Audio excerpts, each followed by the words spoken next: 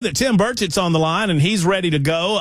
Congressman Tim Burchett joins us via our Zoom call, and we always appreciate Tim. He's one of the good ones, one of the few good ones up there in Washington, D.C., to give us an update on the Rules Committee and everything that's going on with the big, beautiful bill. Tim, thank you for being on with us. Good afternoon. It's always a pleasure.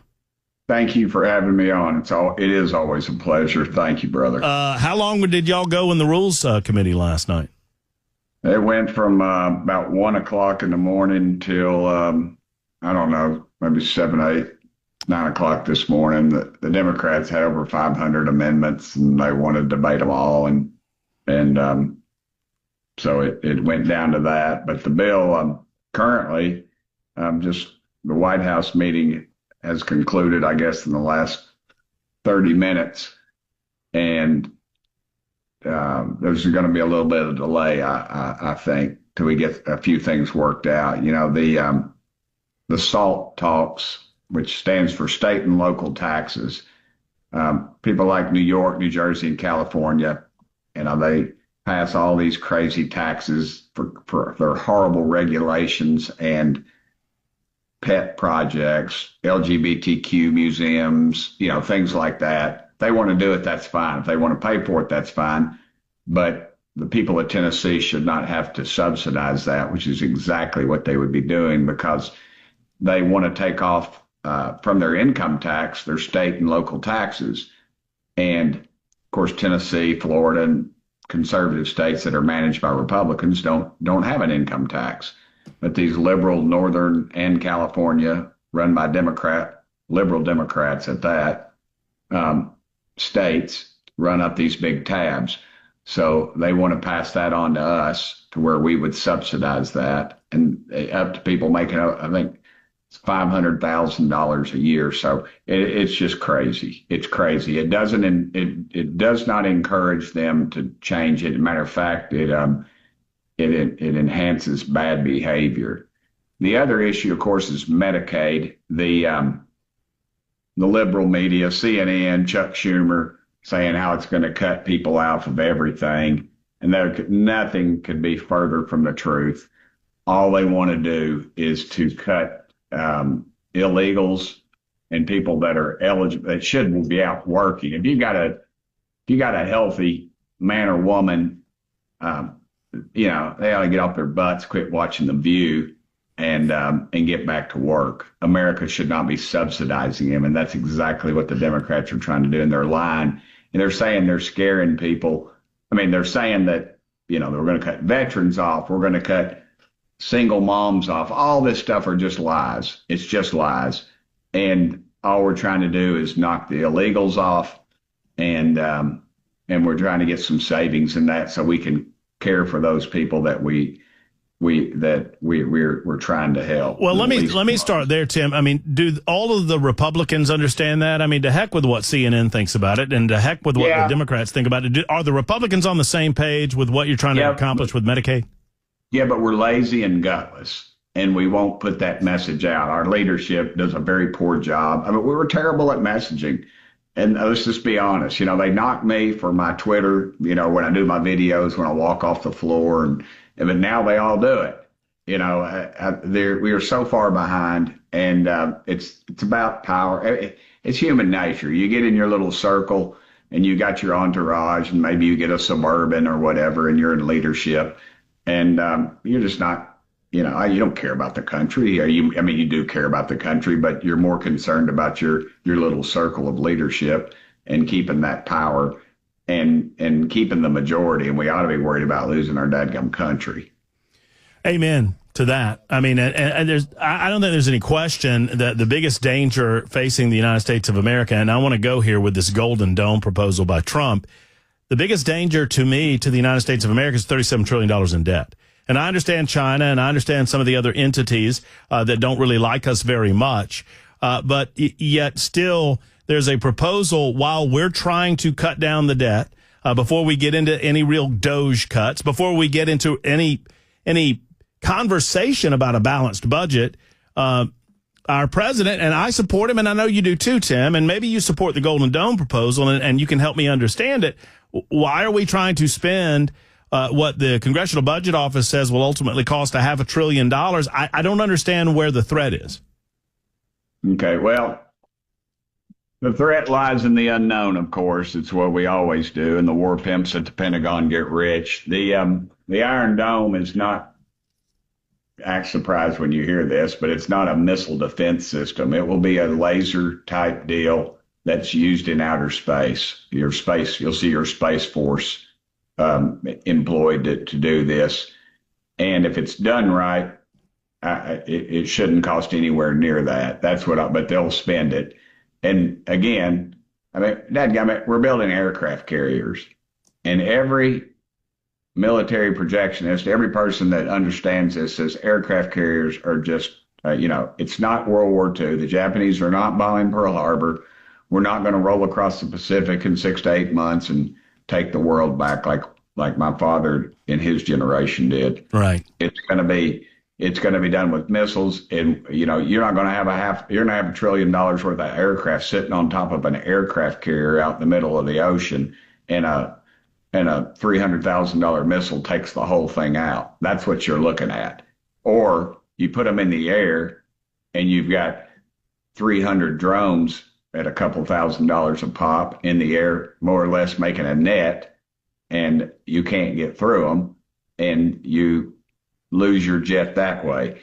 And so the apparatus and the strategy and the technology have all changed, and we've got to quit building these weapon systems that get mothballed, and we got to quit investing in these systems that members of Congress own stock in the companies, both parties. Do you believe that we will see something out of the House of Representatives before 4th of July? I do. I think you're going to see some stuff finalized tonight. I don't know if we'll vote this week. I've said many times, and I've got legislation proposed, but it won't go anywhere because we're gutless again. We could have resolved this already if we started off the year with single issue spending bills. Quit with these 3,000-page bills. The only reason we do it is protect the big boys so they can stock it full of pork, and that both parties. We wink and we nod, but we know what's going on. Let's be honest about this whole thing. That's the only reason we do it this way. And President Trump would like to get it done just because he could get it all done at once. But I'm thinking more efficiently, and we could have already had it done because you'd had to stand and account for every bill. If it's a project in your district, you'd have to stand on the House floor and defend it, and we just voted up or down. Are you comfortable that this bill, when it sees a final vote on the floor, will save the American people money? Let's just compare it to 2024. We overspent by almost, $2 trillion in 2024 when all is said and done. Are we going in the right direction with this thing? Help me out. We are decreasing the rate of growth, but we're still growing.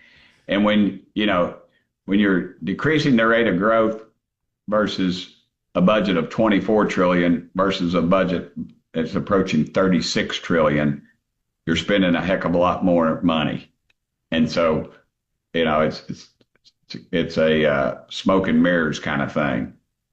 Because, you're still spending more money than you were back before. If we just go back to pre-COVID spending levels, we could balance this thing out. And you can't tell me a dadgum program we've added since COVID that you can't live without. Well, and if you're not willing to have hard conversations, and sadly, it doesn't seem like many people up there in D.C. are, about things like Medicare and Social Security.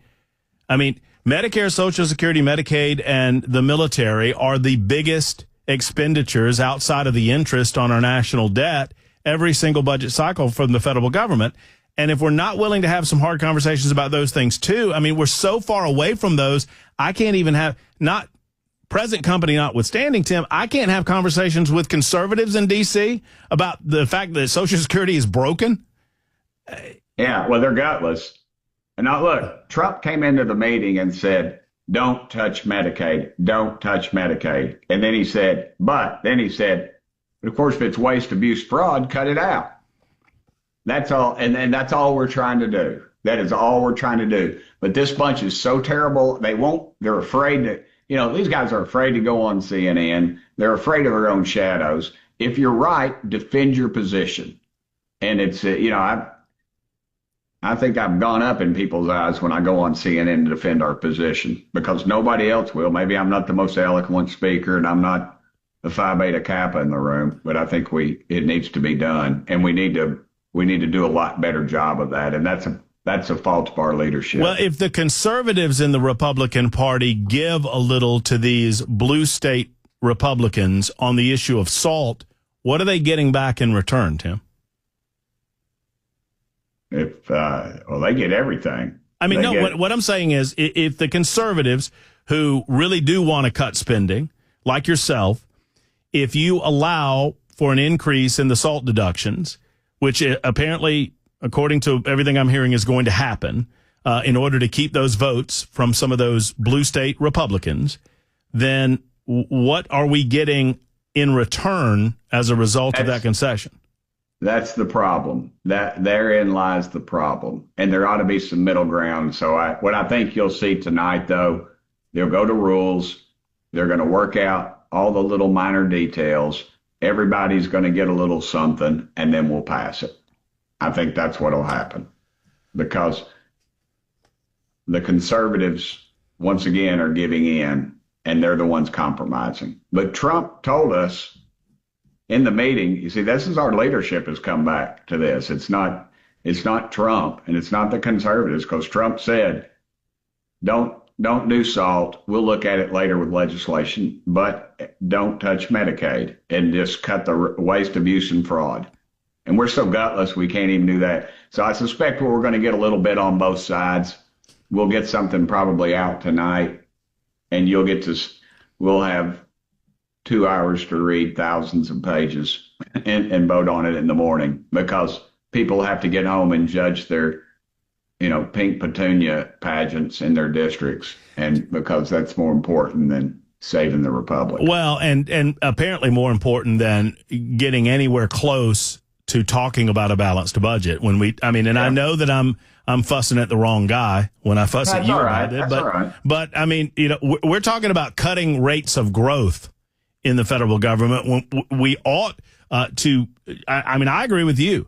Go back to 2020 levels of spending or 2019 levels of spending. Go there and say that's what we're spending, and you'd still be overspending, but at least you would get a little closer to. I mean, it has to baffle the average American that we elect conservatives to cut overspending and they can't do it.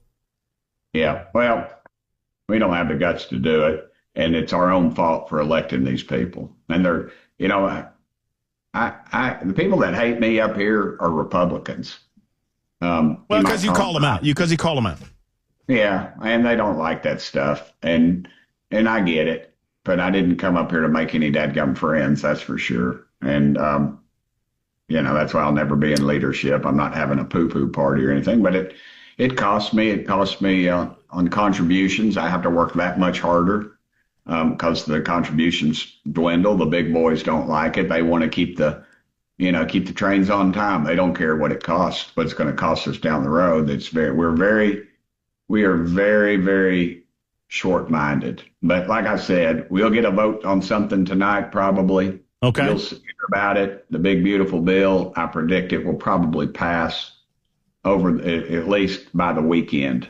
So, and I suppose that's something. It could go off the rails, but I've told people it's like an NBA basketball game. Just watch the last 2 minutes. The first part of the game is just that's a good analogy. It'll just drive you insane. And we are in the last 2 minutes. I can assure you of that, because they're gonna come in here and they're gonna get some, and we're going to get some things. The conservatives are going to get a lot more than we did under Joe Biden, but we've got to get control of the spending at some point. Republicans have got to say enough is enough.